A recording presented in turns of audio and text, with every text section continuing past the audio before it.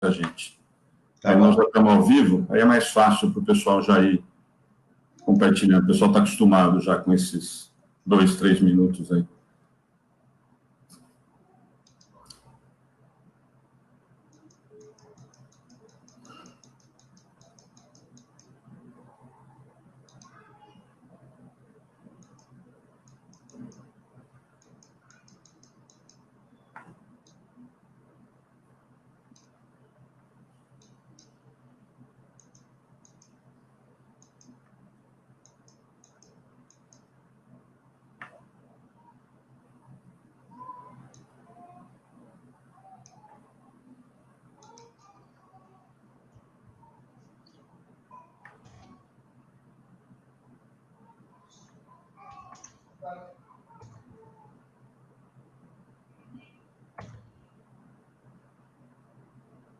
Já tem o pessoal entrando aí.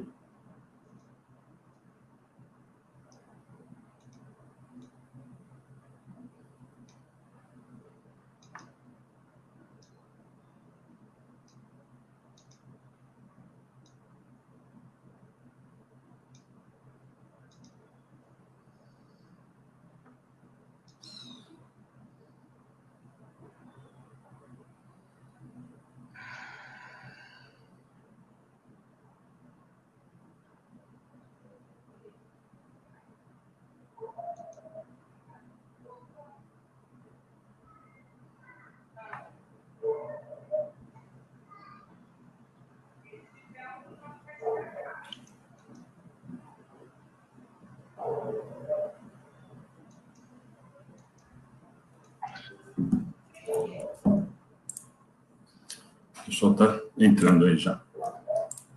Ok.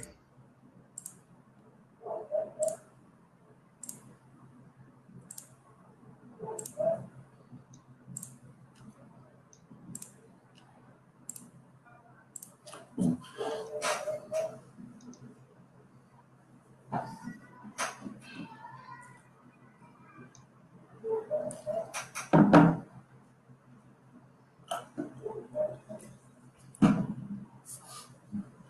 Vamos lá, pessoal, acho que está entrando, Alan. Primeiro, bom dia agora, né, com todo mundo que está entrando aí com a gente. Primeiro, te agradecer, Alan, da gente estar podendo conversar sobre esse assunto, né. Eu sempre, com muita gente que a gente conversa, eu sempre falo que o culpado dessas relações todas são o Watson, né, porque é ele que faz essas ligações de todo mundo, né.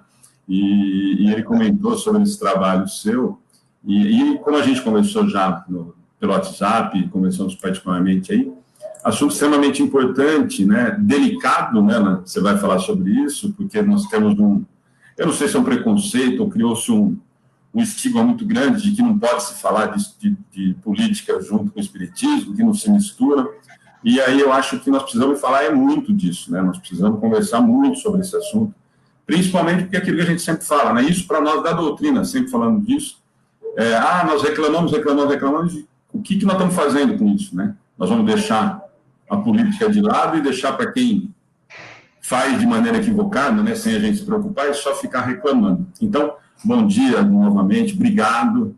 Gostaria que você se apresentasse, algumas pessoas já te conhecem, o pessoal que está participando com a gente.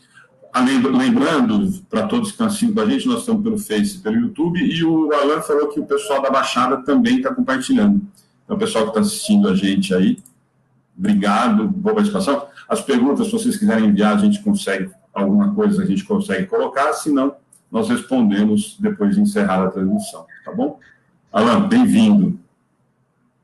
Bem-vindo, obrigado, viu? Um abraço aí a você, obrigado pelo convite, um abraço aí a todos os internautas, aqueles que estão nos ouvindo e nos vendo, né, assistindo aí, participando conosco. É um tema muito interessante, e nós tivemos a oportunidade de apresentá-lo no 17º Congresso de Espiritismo feito pela USE, em Atibaia. E estive participando desta roda de conversa, eu, Francisco Gabilan, que é advogado, Haroldo Dutra Dias, que é juiz, e eu que sou economista, mas que estudei também ciências sociais. Então, nós fizemos lá uma apresentação, cada um de 20 minutos. O Haroldo fez a abertura e encerramento, eu e o Gabilan fizemos a apresentação, depois fizemos uma perguntas e resposta, o Haroldo distribuía entre nós três para respondermos os questionamentos. A minha formação, eu sou economista, mas foi quando estudei também ciências sociais, na área de sociologia política, e também tenho experiência vivida, né? Participei de muitas ONGs, fui fundador de associação esportiva quando era jovem, participei de conselhos populares, fui delegado estadual, delegado sindical, participei também, fui vereador durante 4 anos, um mandato de 4 anos, participo hoje do movimento espírita, sou dirigente de uma casa espírita, aqui estou como dirigente, né, a gente tem, e participo também da USE Regional, estou como presidente da USE Regional da Baixada Santista e Vale do Ribeira, que trabalha, né, que cuida aí para fazer eventos, atividades, a união dos centros espíritas, a confraternização dos espíritas nesta região. Ótimo, Alan. Bom, Alan, nós vamos começar falando sobre esse assunto, uma semana das eleições, né? E nós temos acompanhado, né, há um bom tempo, nós estamos falando isso fora do ar, nós vivemos, a maioria da população brasileira hoje, primeiro, extremamente decepcionada, cansada, e aí se agravou com essa polarização, né? Isso está extremamente aflorado, as pessoas não querem mais conversar sobre política, e sim sobre politicagem, ou sobre partido, sobre bandeira, e por isso que esse bate-papo eu acho extremamente importante. Primeiro, para nós entendermos, né? Gostaria que você falasse um pouco disso, que é extremamente importante a política, aliás, é essencial, nós vivemos uma realidade política, né? Então, eu gostaria muito que você começasse a falar sobre isso. Quer dizer, nós conseguimos, na sua opinião, Alan, utilizar do debate para falar de política, sociedade e espiritismo sem essa paixão que virou time de futebol, né, virou torcida em relação à nossa vida, né? Nós estamos torcendo para pessoas que tocam a nossa vida e nós não queremos saber disso. Nós brigamos e não entendemos nem por que nós estamos brigando. E aí eu acho que dentro do movimento espírita isso fica mais... Eu não sei se as pessoas aí têm receio, muitas pessoas falam isso, né? Mas não dá para misturar uma coisa nojenta que é a política e o espiritismo. Eu queria que você começasse esse nosso bate-papo falando disso, quer dizer, tratar desse assunto é delicado, nós conversamos sobre isso, mas extremamente essencial. Como é que a gente fala de política e espiritismo sem essa paixão toda, Alan? Olha, Alexandre, em primeiro lugar, o que nós temos que entender na qualidade de espírita, como espírita que somos, é que nós vivemos num mundo de expiação e provas onde o mal predomina sobre o bem. Isso é um fundamento.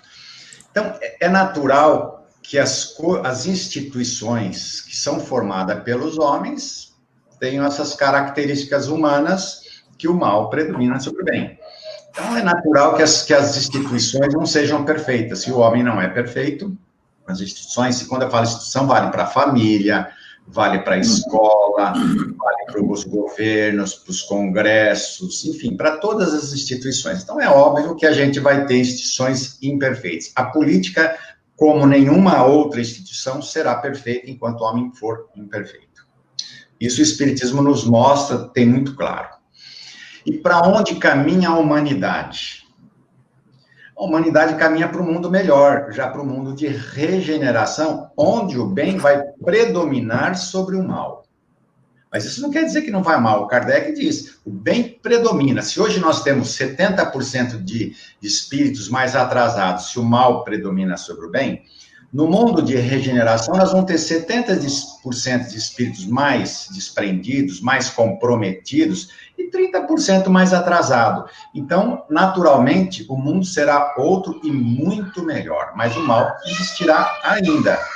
Porque se fosse o mundo perfeito, nem eu, nem você, nem ninguém estaria lá. Não é, Alexandre? Se fosse o mundo de espíritos perfeitos, eu estaria fora. Não teria nem chance de sonhar de viver nesse mundo de regeneração. Então, como ainda o mal predomina sobre o bem, mas...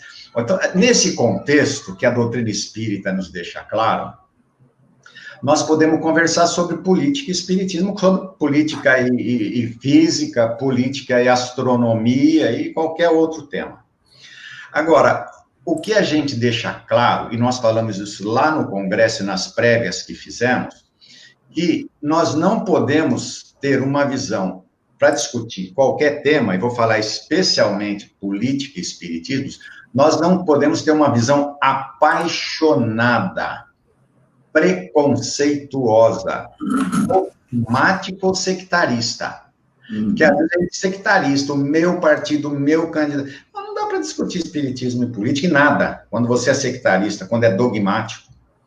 Então, essas coisas, se a pessoa quiser estudar de verdade, quiser conversar de verdade, não como um militante, mas como estudioso, é possível. Então, você tem que tirar a paixão, o preconceito, o dogma, o sectarismo de lado. É possível falar sobre esse tema, sim, Alexandre.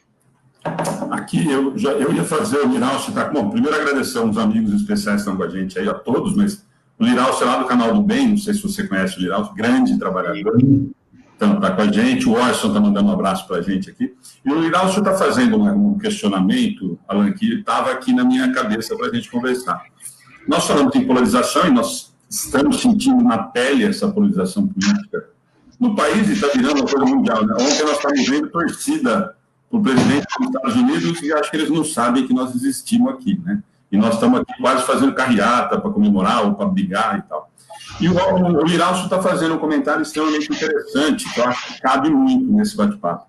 O que nós podemos fazer, o que nós achamos, o que dá para fazer com a polarização que também se instalou no movimento espírita? Você acha que isso está sendo uma questão política também ou pessoal? Né?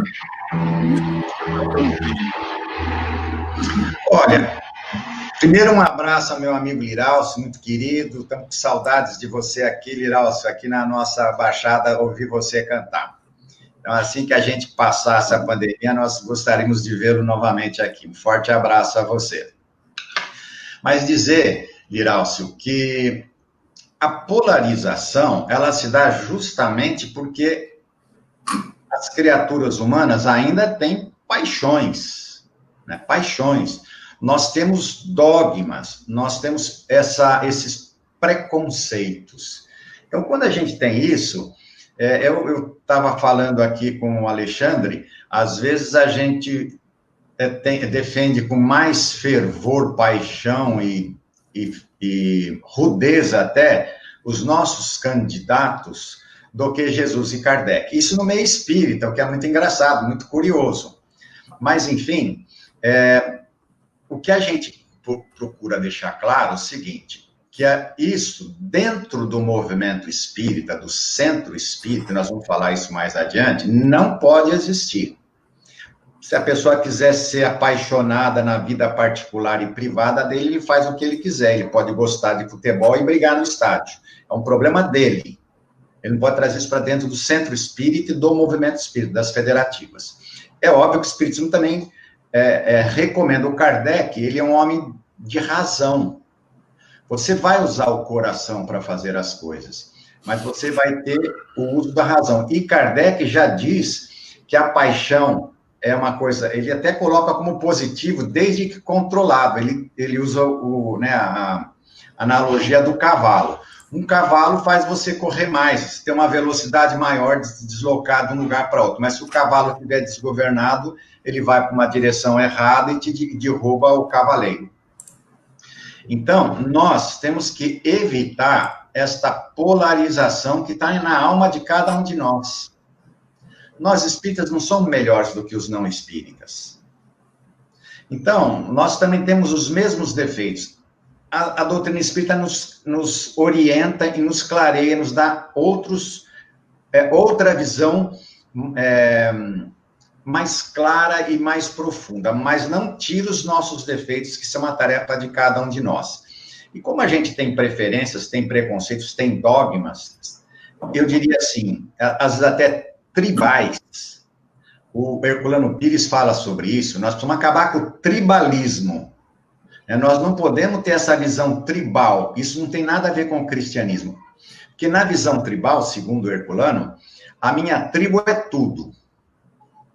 as outras tribos eu não sei o que é, mas são meus inimigos. Uhum. Esta visão tribal nós não podemos ter. Como cristão, naturalmente como espírita.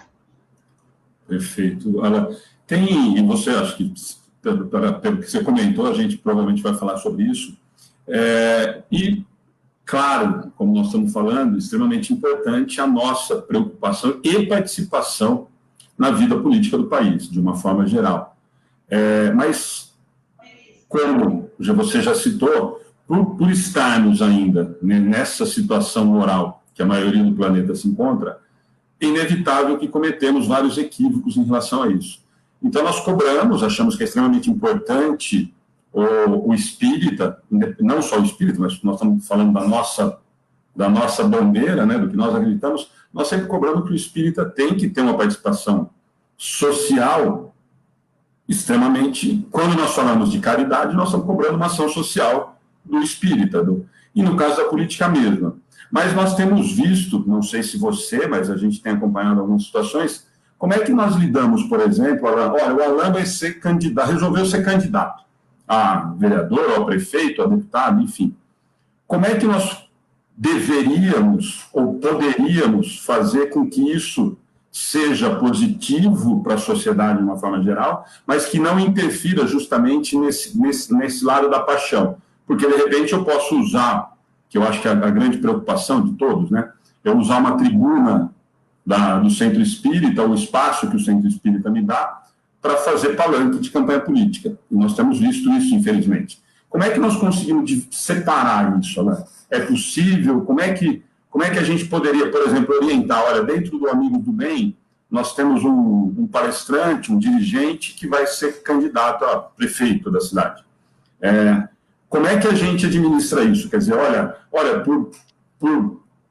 por bom senso, seria melhor você se afastar, ou, que aí é uma opinião pessoal, ou não, olha, você continua suas atividades, mas não faça do Centro Espírita um palanque. Né? Como é que nós lidamos com isso? Porque é delicado, né? É inevitável a gente acabar trocando as situações, né? Ou cruzando essas informações todas, né? Olha, nós temos história muito interessante sobre esse assunto.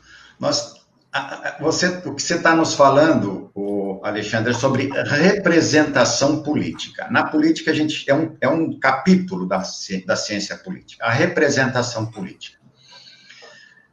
E nós, espíritas, movimento espírita, nós não temos representantes oficiais na política. Nós não temos representante. Eu fui vereador, mas não era vereador dos espíritas de Itanhaém, nem da USA Intermunicipal de Itanhaém, nem do Centro Espírita que eu participava.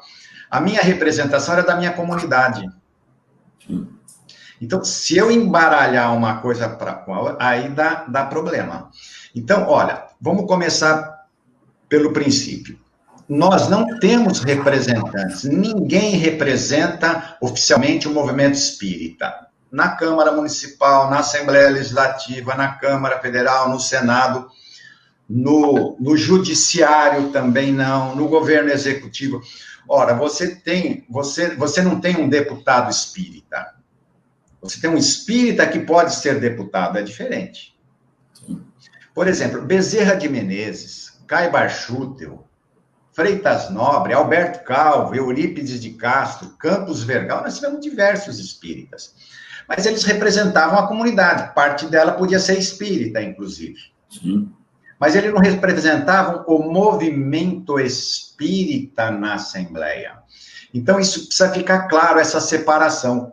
Quando eu fui candidato, ou quando eu fui vereador 4 anos, eu me afastei da direção, não da Casa Espírita. Sim. Eu me afastei da direção do Centro Espírita, me afastei da USE, da direção da USE. Ajudava sim. Eu não deixei de ser espírita esses 4 anos. Exatamente. Porque já pensou se eu ficasse a vida toda como deputado, sou obrigado a renunciar à doutrina espírita? Não. Eu não posso usar o Centro Espírita, o movimento espírita para minha campanha. Eu já não sou mais candidato, só estou falando isso do passado, porque eu fui vereador de 2004 a 2008, e depois não participei mais da vida pública nessa atividade. Então, como nós já falamos, nós tivemos figuras notáveis. O Bezerra de Menezes foi vereador e deputado. O Caio Barchuto foi prefeito, eles chamavam de intendente. Freitas Nova é um deputado extraordinário. Não são anjos, não são espíritos puros e perfeitos. Pode ser que você ache um erro num ou no outro, alguma coisa. Isso não importa. Mas fizeram um belíssimo trabalho.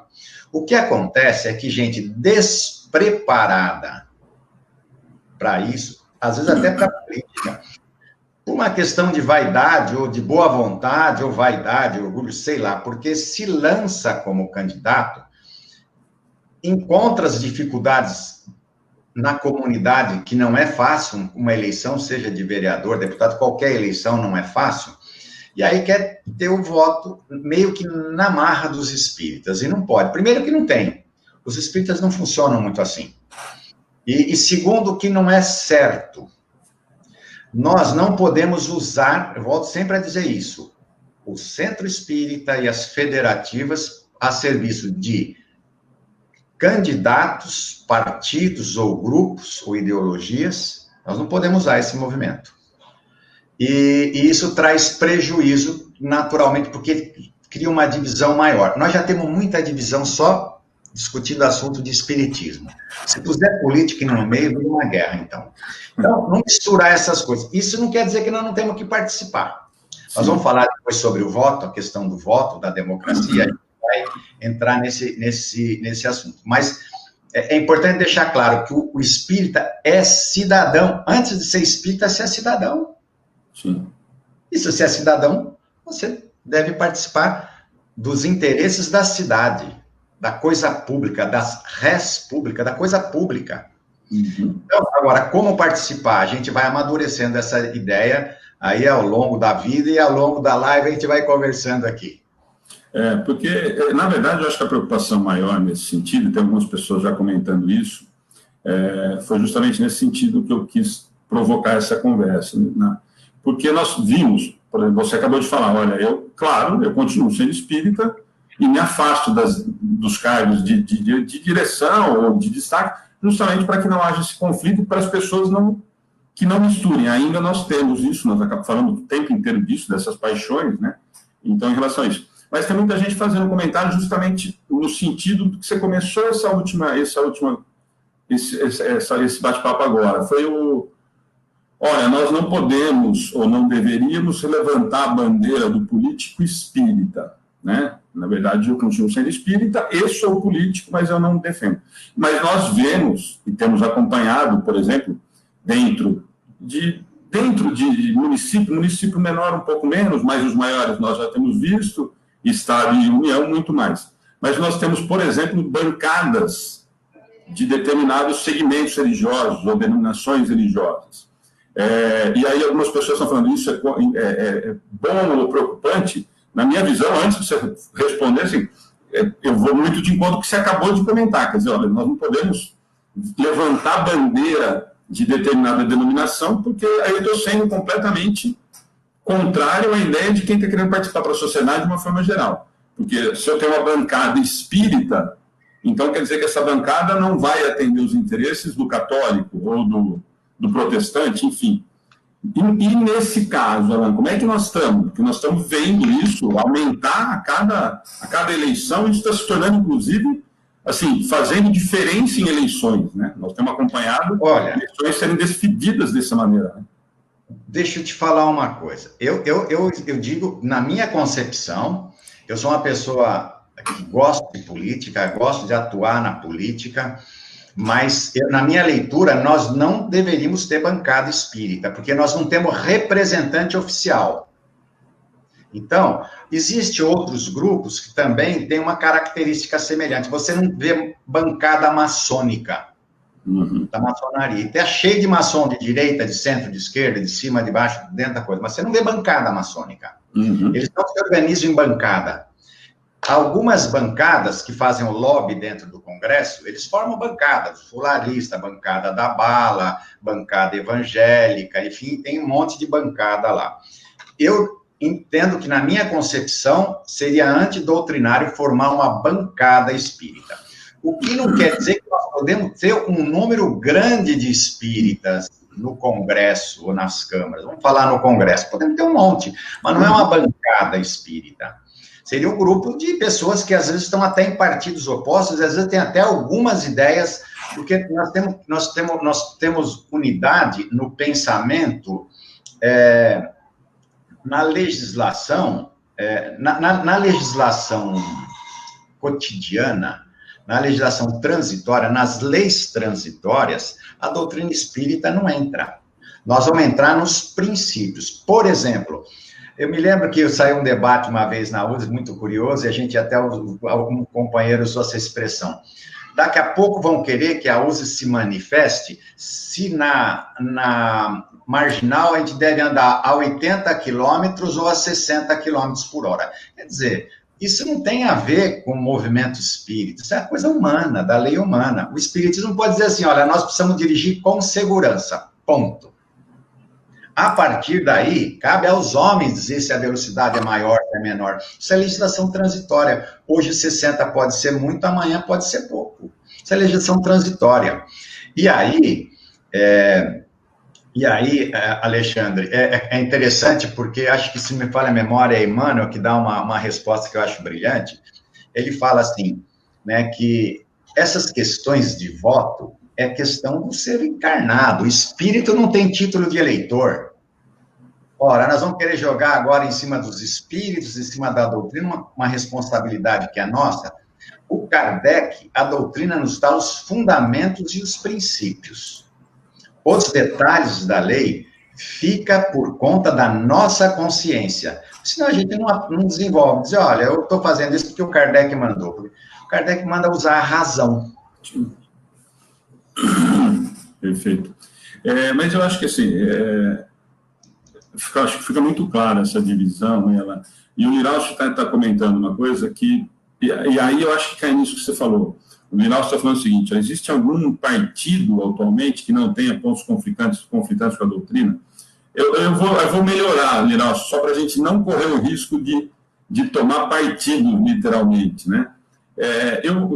Disso que você comentou agora, que eu acho que a gente pode aproveitar nessa questão do Miralcio, que você foi muito feliz no comentário, em relação assim,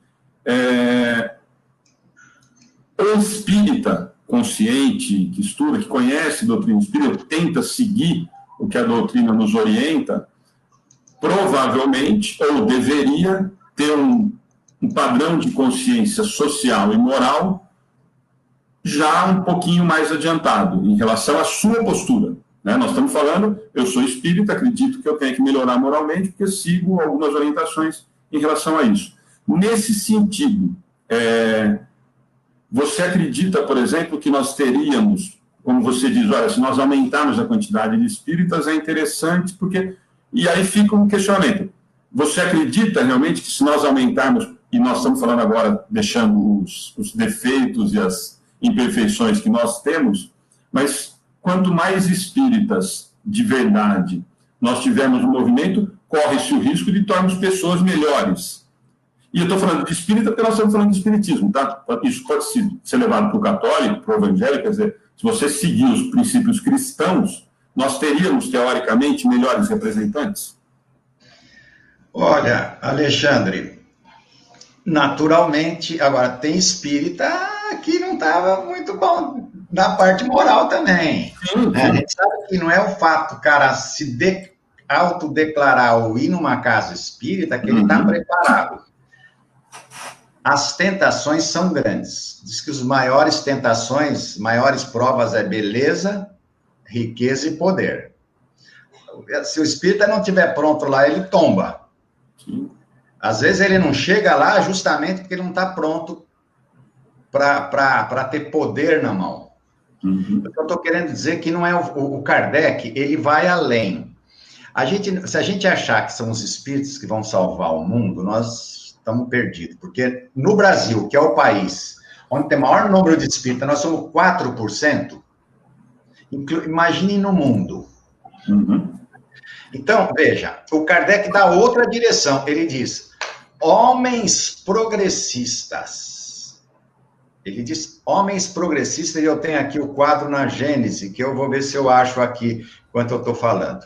Olha, homens progressistas. Olha o que diz Kardec na Gênese. Os homens progressistas encontrarão nas ideias espíritas poderosa alavanca. E o espiritismo achará nos novos homens espíritos inteiramente dispostos a acolhê-la. Ele está falando de gente que não é espírita, mas que tem ideias progressistas, positivas para o progresso da humanidade. Está dizendo que esses homens vão achar na doutrina espírita um monte de coisa interessante, fundamento, estão prontos para acolhê-lo. E que o espiritismo encontrará neles parceiros. Agora, quem são esses homens progressistas? Aí eu não vou entrar no mérito, porque no movimento espírita tem uma briga lascada sobre isso. Um grupo diz, olha, o homem progressista sou eu. E aí eu não vou entrar no mérito dessa questão. Mas o Kardec fala que o homem progressista são teses, são bandeiras de progresso. Então, é nesse sentido. Então, o Kardec fala na Gênese. Então, a gente tem que entender claramente, isso é uma questão. Aquilo que o Lirácio falou, aquela questão que o Lirácio falou sobre, eu acho que uma questão partidária, ele estava... Eu tenho uma leitura sobre isso. Por exemplo, o Kardec fala que a gente tem que... O Kardec diz o seguinte, isso é importante. Às vezes é necessário que o mal chegue ao excesso para se tornar compreensível a necessidade do bem e das reformas. Então, Kardec não é conservador.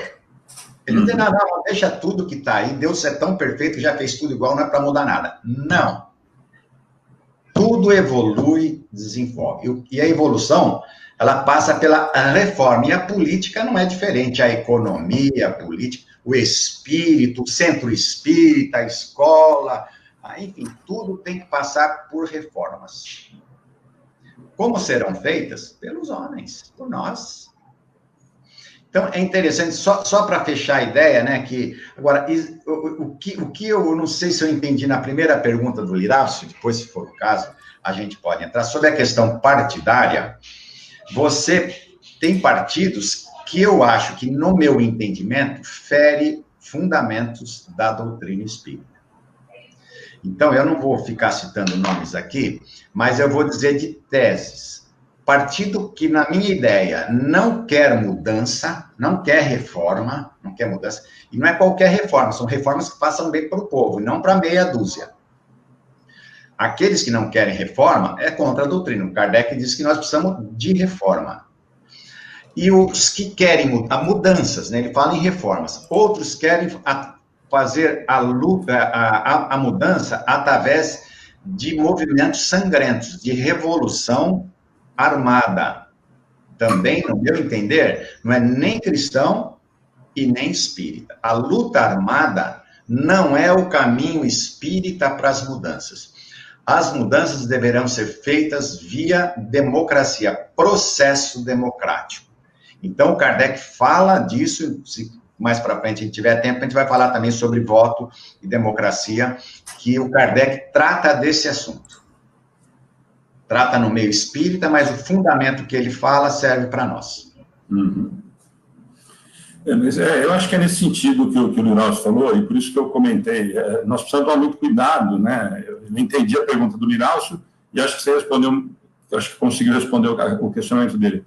De novo, né, Alan, nós precisamos tomar muito cuidado, primeiro, de novo, lembrando que essa história de tal grupo e tal grupo são visões diferentes, são relativas porque nós continua na mesma linha que você falou, né? São homens tomando a frente dos partidos, né? Na verdade, a cada momento, depende do meu interesse, depende da minha situação, nós mudamos, entre aspas, de ideia de acordo para onde está batendo, a correnteza está indo. Às vezes me interessa passar a ser amigo de um determinado político que eu era inimigo até outro dia, ou levantar uma bandeira que eu era totalmente contrário e agora me é interessante porque ou eu mudei de ideia realmente, não é mais isso que eu acredito, entendi de uma outra forma, enfim. Então, esse cuidado com o partido que, repito, né, infelizmente viraram clubes de futebol, né, viraram torcidas e não cidadãos falando sobre isso, né. Nesse sentido, Alan, e aí nós podemos entrar nesse assunto que eu acho extremamente importante, porque nós estamos numa semana de eleição. Nós temos o grande, eu sempre discuto isso com os meus filhos, nós lutamos durante tanto tempo para ter o direito ao voto, para escolher o meu representante, para escolher quem eu acredito seja a melhor opção para a minha realidade, né? Infelizmente, nós temos visto durante muitos anos a minha realidade mesmo, né? Olha, se você me der um emprego, eu voto, se você me der uma cesta básica, eu voto. Dentro da doutrina espírita, dentro do movimento espírita, como é que nós podemos, e esse é um dos motivos do bate-papo, como é que nós podemos ajudar que as pessoas entendam a importância, não só o direito do voto, mas a importância desse voto e como conduzir isso, pensando moralmente, pensando com doutrina espírita, porque, afinal de contas, se nós estamos frequentando o centro espírita, acreditamos, como você disse, mas alguns se dizem espírita, mas estão longe de ser. Sim, mas vamos partir do princípio que nós estamos tentando seguir as orientações da doutrina. E nós temos hoje uma arma na mão, que nós a muito custo conquistamos, que foi o direito de votar, e nós estamos simplesmente deixando isso de lado. Quando nós falamos, olha, não quero falar sobre política, não dá para misturar política e espiritismo, nós conquistamos uma coisa que eu acho que é a minha única arma que tem em relação à mudança, e nós estamos menosprezando esse direito e essa grande arma que nós temos. Como é que nós lidamos com isso dentro do centro, por exemplo, dentro do movimento espírita? Alexandre, deixa eu só fazer uma observação. Não é a única arma que nós espíritas temos, o voto. O voto é uma arma e uma arma importante. Nós podemos falar das outras, que a gente pode, no decorrer da nossa live, estar comentando. Mas vamos falar do voto. O Kardec, eu vou ler um trechinho aqui bem curto do Obras Póstumas, ele vai falar isso do movimento espírita, mas esse fundamento mostra que ele tinha essa clareza, né? Ele tinha essa clareza. E a gente vai poder fazer esta relação com a vida social. Bom, diz o seguinte, a cada um, isso na Comissão Central do Obras Póstumas, ele diz assim, a cada um dos quais caiba apenas um voto e que nada podem sem o concurso mútuo, do que só um indivíduo capaz de abusar da sua autoridade e querer que predomine as suas ideias pessoais. Olha, ele está falando isso do movimento espírita. Cada um tem um voto, uma comissão a ser criada. Uma comissão a ser criada. Então, cada um tem um voto. Porque, senão, a gente não pode cair e ser induzido ou cair no erro de alguém que queira predominar uma ideia pessoal. Então, a ideia dele é a formação de um grupo, de um conselho, e não de um grande líder que determina tudo o que é certo ou errado. Ele está falando isso dentro do Centro Espírita, acho que Sociedade Parisiense de Espíritos, mas isso vale para o movimento espírita. Então, Kardec tem essa ideia, inclusive ele fala, caiba um voto a cada pessoa. Quer dizer, ele já tem essa clareza que o voto é um processo, uma forma de você se manifestar. E eu digo, o que vale para mim, dessa orientação de Kardec, dentro da casa espírita e no movimento espírita, vale também para um governo federal, estadual, municipal. Então, quer dizer, nós não podemos perder. Mais adiante, o Kardec diz assim, quando a comissão... Olha só como o Kardec era democrático. Porque ele, como codificou a doutrina espírita, dizia, não, eu quero ser o chefe e quero ter direito a veto, a voto, a veto, a palavra, eu quero direito, eu que codifiquei. Mas olha o que Kardec fala nas obras póstumas. Quando a comissão estiver formada, a comissão que a dirigir estiver formada, dela faremos parte como simples membro seu, dando-lhe nossa colaboração sem reivindicar qualquer supremacia para nós, nem título e nem qualquer privilégio. O Kardec codificou a doutrina e podia dizer, olha, eu quero pelo menos o direito a veto. Se eu não gostar, eu veto. Não. Olha, entro como um participante total. Agora, a doutrina já foi codificada, a doutrina dos espíritos, agora eu sou um militante do movimento espírita. Então, quer dizer, ele fala nisso. Agora, respondendo, eu estou só fazendo essa introdução para ver que Kardec, que você vai encontrar na doutrina um monte de fundamentos que você tira para a nossa vida pessoal, inclusive para a política. Agora, o voto não é uma mercadoria, Alexandre. Muitas vezes o voto é tratado como uma mercadoria. E o voto é um ato de cidadania, de livre-arbítrio. Quando você vota, você tem o direito de escolher. É um ato de livre-arbítrio, do espírito encarnado. Então, é uma coisa muito melhor do que num processo de ditadura que você não tem escolha. Aconteceu, dizer, olha, eu não tenho culpa, eu não fiz nada disso, eu não escolhi. Quando você escolhe o governante, você é corresponsável por ele. Se você não vota, também, porque você é corresponsável pela sua omissão. Depois a gente pode entrar sobre a questão da omissão. Mas, então, o voto é um ato de cidadania. Porque Jesus também fala, dai a César o que é de César e a Deus o que é de Deus. Quer dizer, nós não podemos fugir das nossas responsabilidades do reino de César que nós vivemos. Nós vivemos no reino de César, no reino da matéria. Ah, mas Jesus é diferente, mas Jesus vive em outro reino. Nós nem sabemos como pode ser isso. Como nós vivemos no mundo de César, no reino de César, então nós precisamos do voto como uma maneira de lidar com as mudanças e com a organização da sociedade, buscando o bem comum, né, buscando na coisa pública o que é melhor para todos. É por isso que eu comentei em relação ao voto, e você já falou um assunto que é inevitável nós conversarmos, né? Muitos de nós, quando usamos a gente fala disso, nós começamos há um mês atrás, fizemos uma live falando sobre o assunto política também, e espiritismo, muitos fazem o que eu comentei com você no começo do nosso bate-papo, assim, não pode, não quero nem ouvir falar, não dá para misturar a doutrina espírita com política, estudando hoje, é muito complicado. E aí você tocou num ponto que eu acho fundamental para essa nossa conversa. Quando eu falo que eu não quero participar, quando eu não quero me misturar com isso, é uma coisa que não faz parte da minha realidade, qual é a minha responsabilidade nisso?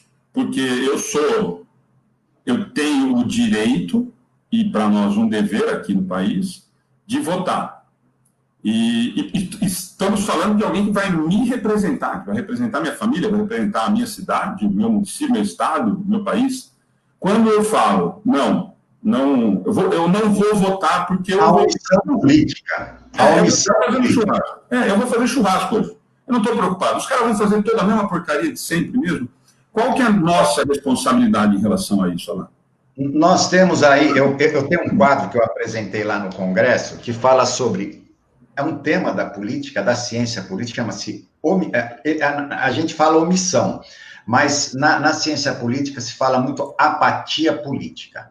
O cara é apático politicamente, não vou participar de nada, meu voto é um só, é todo mundo igual. Não são iguais, as pessoas não são iguais, os partidos não são iguais, e os candidatos também não são. A história mostra isso. Quem estudou história sabe que as pessoas não são iguais, nem os grupos, nem os partidos. Mas aí a pessoa quer tomar ou mais fácil, ele não consegue lidar, Aí eu pergunto, apatia política, a omissão política é uma solução? Pergunto, em cima do que você me perguntou. Vamos ver o que responde. Nós temos aqui 3 autores, 3 figuras, e depois nós temos Allan Kardec. Vamos deixar o Allan Kardec para o final. Então, nós temos aqui Martin Luther King. Ele diz assim, o que me preocupa não é o grito dos maus, mas é o silêncio dos bons. Olha que fantástico. O que me preocupa não é o grito dos maus, mas o silêncio dos bons, daqueles que se dizem bons e que se calam. Aí vem outro autor inglês, o Luther King era um pastor americano. Luther King é o Edmund Burke, que é um teórico também da ciência política, foi parlamentar inglês, uma figura estudada na ciência política. Edmund Burke diz o seguinte, para o triunfo do mal, só é preciso que os homens bons não façam nada. O triunfo do mal são os homens bons cruzem os braços e ficam assistindo. O mal vai acontecer. Então, o que ele está dizendo? Os bons precisam fazer sua parte para que os maus não não dominem.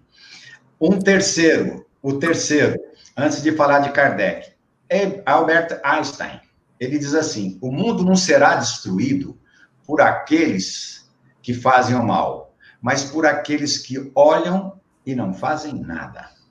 Bom, esses três autores que não são espíritas, eu acho que vai bater na minha leitura, né? Eu vou falar da minha leitura da doutrina espírita, que eu acho que bate com esses três autores. O que você vai ver na doutrina espírita? A gente responde não apenas pelo mal que fazemos, mas pelo bem que deixamos de fazer. Ora, não basta não fazer o mal, eu não fui para a política, eu não faço mal. Cara, você é obrigado a ajudar todo mundo por todas as maneiras que você tem. Se você tem a oportunidade de escolher um governante que vai ser mais justo, não precisa ser perfeito, mas melhor, você tem a obrigação. É que nem a omissão de socorro, a omissão política lembra a omissão de socorro. O cara está se afogando, falou, eu não sei se o cara é bandido ou não, por que eu vou jogar uma boia para ele? De repente é um bandido. De repente pode ser como é que é? Um resgate dele. Agora, quem sou eu para julgar isso? Eu tenho que jogar a boia e salvar. E se ele for um bandido, Deus dá um jeito de ele... Se ele precisar desencarnar daquela forma, Deus dá um jeito de achar ele se afogar de novo. Meu papel é me lançar em socorro daquela criatura que está se afogando. Então, nós não temos o direito, teoricamente, da apatia. O Kardec fala isso, nós respondemos pelo mal que nós deixamos de fazer. A gente está vendo que um grupo é ruim e a gente não faz nada para o grupo bom assumir o poder, seja no centro espírita ou no governo federal, estadual ou municipal. Então, a doutrina espírita dá um norte. Mas ela diz, mas que partido? Não, isso aí é com você. Perfeito. Partido? Qual o candidato que eu devo votar, Allan Kardec? Se ele não vai falar nem a doutrina. Escolha com a sua razão. Nenhum dos dois, Allan Kardec, né? Nenhum dos dois. Mas por aí, Alan, a Fátima está comentando, isso a gente vê muito nas bandeiras, por isso eu acho que esse sentimento aflorado que acabou dividindo muito a gente, né, nesse momento, nós vemos, não sei se você também tem percebido isso, as bandeiras extremamente erguidas, com gritos de empolgação, e na prática, na execução da democracia, na prática mesmo, no colocar em prática essa paixão por determinado partido, ela não existe. Por exemplo, vou dar um exemplo prático que nós vivemos o dia todo. Olha, eu tenho medo de tal político, porque vai morrer todo mundo, ele vai perseguir isso, ele vai perseguir aquilo, e no dia da eleição eu saio de férias. Eu fui para a praia, não votei. Quer dizer, espera um pouquinho. Então, eu acho que nós estamos misturando demais a paixão com a verdadeira. Porque se você tem realmente uma paixão que você acredita fervorosamente nessa bandeira, isso não seria obrigação nossa de participar ativamente realmente dessa bandeira, por exemplo? Independente, é a minha escolha. Você tocou num aspecto extremamente interessante. É o meu dever, eu decido o que eu acredito ser o melhor. Ah, mas Alexandre, você está maluco que esse é melhor? Não, para mim, na minha visão, dentro do que eu acredito, esse é o melhor, não sou maluco. Esse é o direito que eu conquistei. É o direito. E se eu errar, eu tenho que ter humildade. Eu posso errar, eu já errei como espírita e como quem estudou e participou. Eu errei também. E se eu errei hoje, puxa vida, o cara se mostrou uma coisa lá, se mostrou outra, perfeito. Na próxima não tem mais o meu voto. Perfeito. Ou, eu gostaria de aproveitar essa sua fala, Alexandre, e falar uma coisa muito interessante que eu estudei na política. Queria até me aprofundar mais sobre isso, sobre democracia. E aí você vai encontrar essa relação também junto com a doutrina espírita. E depois, não sei se vai haver tempo de a gente falar sobre aristocracia, intelecto moral e democracia, porque há um debate aí, um entendimento, eu tenho um entendimento diferente de algumas pessoas a este respeito. Mas, assim, a democracia, quando a gente está falando de voto, nós estamos falando de representação, isso não existe na ditadura nem na monarquia. Só se for uma monarquia democrática, como uma monarquia parlamentarista inglesa, que a rainha da Inglaterra tem uma uma participação figurativa, né? Quem governa é o parlamento, o primeiro-ministro, é parlamentarista. Mas, enfim, a democracia, nós podemos estudar ela de 3 maneiras, podemos dividir para entender em 3 formas diferentes.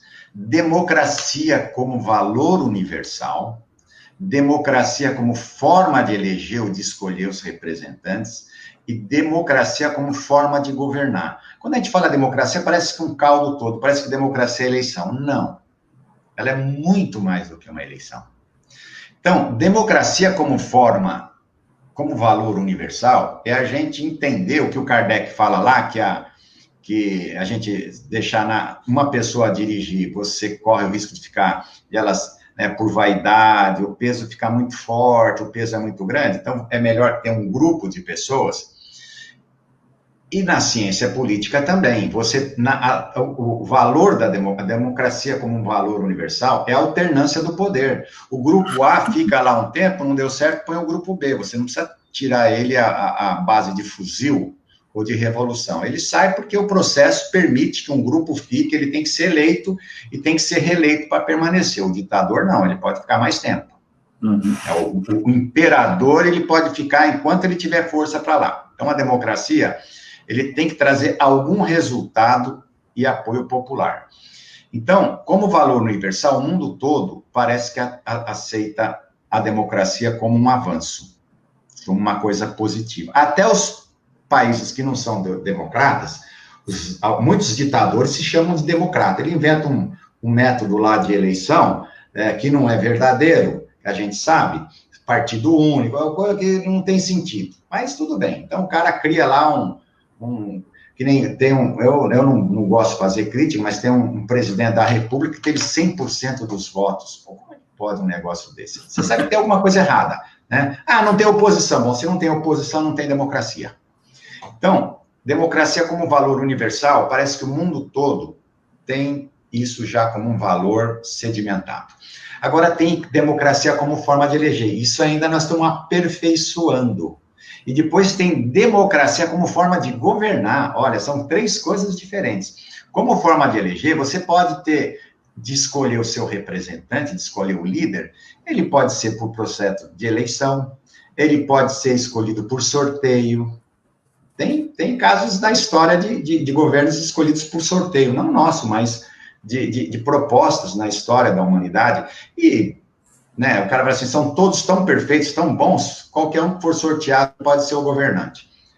Nós escolhemos a eleição que a gente vive, a democracia, é forma eleitoral. Mas podia ser como forma por sorteio, poderia ser o mais velho governa, muitos usaram o mais forte governa, enfim, cada um existe uma maneira. Para nós, a eleição é ainda hoje o processo mais fácil para entender. Então, ela pode melhorar. Nós estamos vendo nos Estados Unidos hoje, né, a dificuldade que é uma contagem. Eles têm tecnologia para melhorar com segurança, como no Brasil também. O Brasil avançou, mas ainda pode melhorar na parte da democracia eleitoral. E, por fim, democracia como forma de governar. Existe uma maneira de você, depois de eleito, já que você acredita, depois de eleito, você pode ser mais democrático na forma de governar ou menos democrático. E aí, eu gostaria depois de aprofundar nessa forma de governar, usando o processo democrático para governar e, às vezes, na forma de eleger também. Esse aspecto todo, Alain, eu acho muito importante nós falarmos sobre isso, principalmente, eu insisto muito nisso, às vezes, até nos nossos bate-papos informais aqui, ou nos estudos, nas palestras, justamente nesse ponto da responsabilidade, e a gente não gosta muito dessa palavra, né? Nós temos um pouquinho de aversão quando a gente fala que é responsável por isso. Eu vou insistir nesse sentido. Nós temos responsabilidades sobre a ação que vai acontecer. Você citou as 3 situações da democracia, mas vamos pensar no eleitoral. Nós estamos aí uma semana de passar por esse processo. Qual é a minha responsabilidade em relação a isso, Alain? Você falou, nós temos a apatia. Posso. Eu te falo, vamos pensar no síndico. Você mora num prédio, tem 20 pessoas. Eu não vou na reunião do síndico. Aí o cara toma uma decisão errada. Mas eu tinha uma ideia melhor. Cara, então você deveria ter ido lá para trazer essa ideia melhor, estaria ajudando você e o prédio todo. Então, a sua omissão atrapalhou o processo da vida em grupo naqueles 20 apartamentos lá das famílias que moravam lá. Então, isso acontece com a gente também. A nossa omissão, acontece isso. O Brexit, né, na Inglaterra, a saída da Inglaterra da comunidade comum europeia se deu porque os jovens não foram votar, que eram os mais interessados em que permanecesse a Inglaterra, que eles podem transitar, trabalhar em países diferentes. Agora, eles vão passar um cortado por conta disso, pela omissão deles. Pagaram caro pela omissão. Então, eu te falo isso porque a omissão, ela não é uma coisa que diz assim, eu sou omisso. A omissão não te livra da responsabilidade. Quando a gente se omite, a gente está favorecendo aquele que está na frente. Nós estamos votando naquele que está na frente. Porque você se omitiu. Você poderia ter uma... Se você é favorável, vote favorável. Se você é contrário, manifeste seu voto contrário para dizer, não concordo com este caminho. E seguindo essa linha, agora há pouquinho você tocou no assunto que é extremamente importante para todos nós. Eu acho que vale a pena a gente voltar nisso. Essa, no meu pequeno modo de ver, eu acho que o grande barato dessa história, que as pessoas ainda não entenderam, talvez, é de que, olha, eu votei no Alain para prefeito, nessa eleição de 2020. E o Alain me parecia o candidato mais preparado, ou que ia de encontro com o que eu acredito ser o melhor para a minha cidade. E daqui a 2 anos, o Alain me decepcionou. Eu acho que nós temos uma dificuldade tão grande por conta dessa polarização, dessas torcidas uniformizadas, de falar assim, sem problema nenhum. É um direito que o Alain tinha. Ele escolheu o caminho errado e não o que eu acreditei, ou o que ele tinha me dito, ou eu entendi errado, que também às vezes nós entendemos o que nós queremos ouvir, né?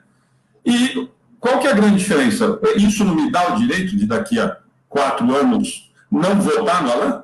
Ô Alexandre, é como se acontecesse assim. Vamos imaginar, eu arrumei uma namorada, tenho 18 anos, não deu certo, ela me abandonou, nunca mais vou querer namorar na vida, é assim que eu faço?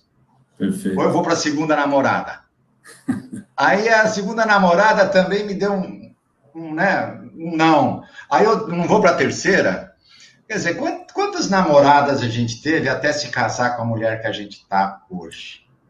Ora, o eleitor é a mesma coisa. Quer dizer, se você errou no primeiro, vai para o segundo. Se errou no segundo, vai para o terceiro. Quer dizer, agora, escolha bem, procura escolher bem o primeiro. Mas é que a gente não quer usar razão para isso. E olha, então, nesse sentido que eu digo, não tem desculpa. Eu votei, agora nunca mais. Isso é conversa mole de gente que não conhece nem política e nem espiritismo, que o espiritismo também não recomenda para você tentar acertar quando você errou. Quantas vezes nós erramos lá atrás? Sim. Eu estou tentando acertar agora nessa vida, continuo errando. Só que eu acho que eu erro menos nessa existência do que nas anteriores. Mas eu não vou dizer, olha, a minha vida é tão perfeita, eu não tenho nenhum erro. Não. Eu tenho erros que eu vou consertando, corrigindo à medida do processo. Isso na política também. Mas, Alexandre, eu gostaria de falar uma coisa que eu acho importante para a gente entender. A política não se limita na forma de eleger, na forma de escolha. Existe outra coisa que eu gostaria de falar aqui, que é na forma de governar. Nós temos ferramentas fantásticas hoje nisso e não estamos usando, elas já estão prontas, inclusive na nossa Constituição. Nós temos uma coisa que chama-se plebiscito, referendo, iniciativa popular. Essas 3 já existem na Constituição. algumas já foram utilizadas, né? Algumas já foram utilizadas, que é uma maneira de você corrigir, você não precisa eleger alguém, você vota diretamente, e é uma questão, a iniciativa popular, se a gente fizer um número grande de eleitores, acho que é 1% do colégio eleitoral, você pode apresentar um projeto, que ele vai ter que ser pautado e tramitar na Câmara Municipal, na Assembleia Legislativa, no Senado ou na Câmara Federal. Então, existe esta maneira de se fazer política. Agora, existe uma que eu acho ainda mais importante, que são os conselhos municipais. O cidadão diz assim: Alexandre, eu não gosto de política partidária, eu sou espírita, cristão, mas eu não gosto. Quem gosta, ótimo, mas eu não gosto de política partidária, mas quero participar da política. Conselho municipal. O Conselho Municipal é uma maneira de você participar das decisões da cidade. E tem Conselho de Segurança, de Educação, de Saúde. Começa a se preparar, se aproxima disso, porque tem um poder muito grande. Eu participei de 2 na minha vida. Eu fui membro do Conselho de Saúde e membro do Conselho de Meio Ambiente. Eu conheço bem o processo e digo, tem muito poder. Só que não paga nada, né? Eu não sei se os espíritas são como os outros também, que gostam de fazer as coisas remunerados. Porque se o espírita que não estaria preocupado com a questão remunerada, e se ele entrar num conselho, ele só não faz chover. Porque nós conseguimos derrubar secretário que estava de saúde, que estava fazendo coisa irregular, mover ação contra a prefeitura que estava fazendo coisa irregular, tudo via conselho municipal. Só que a gente não recebia um centavo.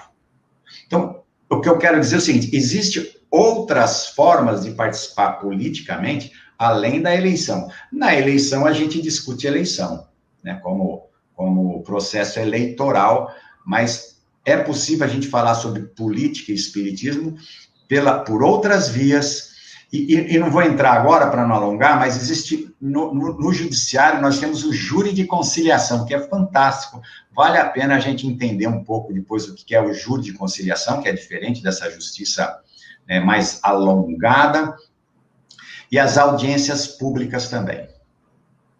Joia. Alan, o papo está tão bom, nós passamos 1 hora aí conversando. Queria muito que você encerrasse com as considerações finais. Primeiro, te agradecer, né? Eu acho que foi extremamente esclarecedor, nos ajudou muito, muita gente comentando sobre esse assunto. Eu repito mais uma vez, eu falo isso sempre aqui nos nossos estudos, nas transmissões, eu acho que todos os assuntos que dizem respeito a nós e à sociedade de forma geral deveriam ser conversados, citados, porque é a nossa vida, de uma forma geral.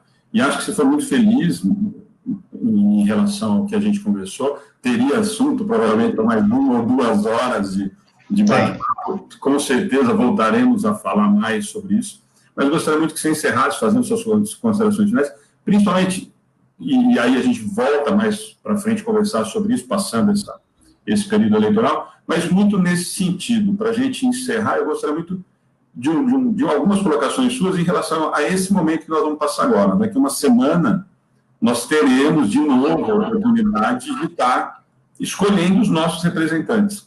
E aí o bate-papo até a gente marcou hoje, 1 semana antes, justamente para a gente aproveitar o momento. Então, eu queria que você fizesse suas colocações finais nesse sentido. Nós vamos ter um momento extremamente importante e que eu acho que realmente deveríamos dar o devido valor, e às vezes nós não damos. Eu queria que você encerrasse nesse sentido, te agradecer já antecipadamente pela atenção, por ter topado estar com a gente, bater papo em relação a isso. Foi muito agradável e muito importante, com certeza. Alexandre, primeiro eu quero agradecer o convite, né? Agradecer a atenção de todos aqueles que participaram com a gente até agora, né? Que se manifestaram e aos que não se manifestaram, mas participaram.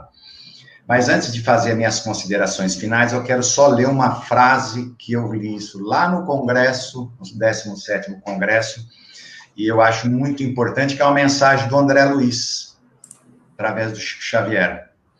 Ele diz assim, o André Luiz, ele diz assim, num poema, chama A Vida é uma Dança, André Luiz, psicografado por Chico Xavier. O André Luiz diz o seguinte: toda inércia é um desserviço à obra divina. Há um mundo a ser transformado, Seu papel é de contribuir para deixá-lo melhor do que você encontrou. Os recursos para isso você tem. Só falta a vontade para servir a Deus, servindo aos homens. Eu achei isso fantástica, essa coisa. Quer dizer, tá aí, condição você tem. Quer servir a Deus, serve a Deus servindo aos homens. Então, finalizando, Alexandre, é uma oportunidade de muita responsabilidade. O fato da gente não votar ou votar sem consciência não vai ajudar em nada. O fato de a gente votar com consciência e responsabilidade vai nos ajudar muito, pode ajudar a nossa comunidade. É uma gotinha no oceano, a história do beija-flor. Você vai lá, põe a sua gotinha. Ah, mas você não vai apagar um incêndio. Bom, a minha parte eu estou fazendo, que é pôr uma gotinha de cada vez.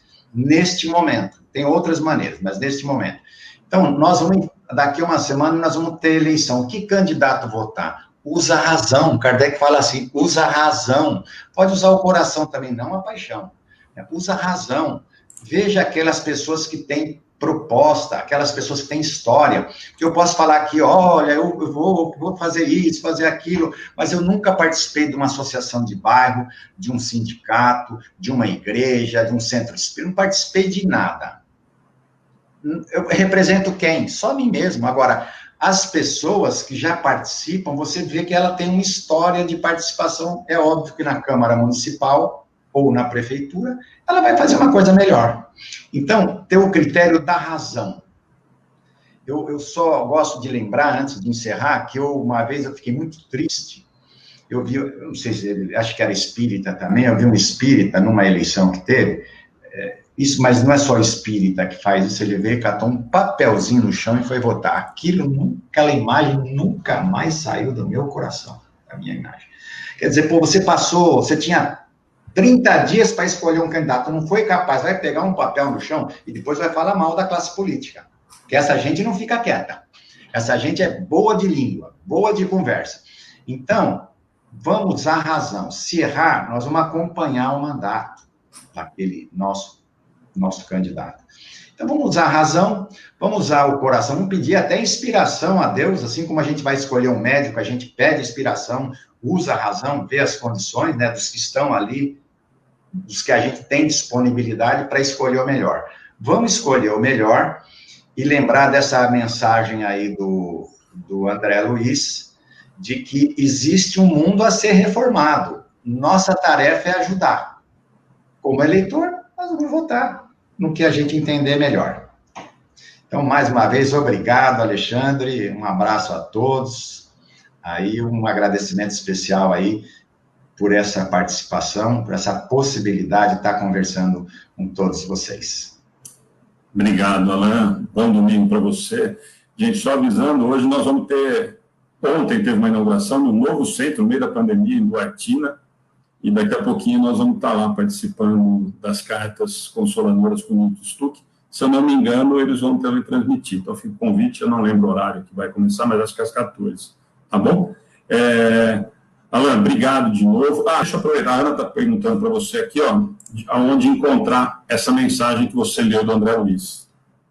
Olha, se você colocar A Vida é uma Dança, André Luiz e Chico Xavier, você vai ter essa mensagem colocada. É um poema, não sei se é do André Luiz, né? Você colocar A Vida é uma Dança, André Luiz, Chico Xavier, você vai encontrá-la na internet. Joia. Alain, obrigado de novo, bom domingo. E logo, logo, se der certo, nós estaremos juntos de novo para continuar esse papo, falar mais disso, que eu acho que, independente realmente da proximidade das eleições, esse assunto teria que ser tratado com mais constância, principalmente com mais esclarecimentos, como nós começamos no comecinho do bate-papo, nós falamos, nós temos muita gente falando de espiritismo sem conhecer espiritismo, e mais gente ainda falando de política sem conhecer nada de política. Eu acho que é muito importante a gente poder estar falando, conversando sobre um assunto que diretamente nos afeta. Obrigado de novo, de coração. Até uma próxima. Bom domingo a todos. Obrigado, gente.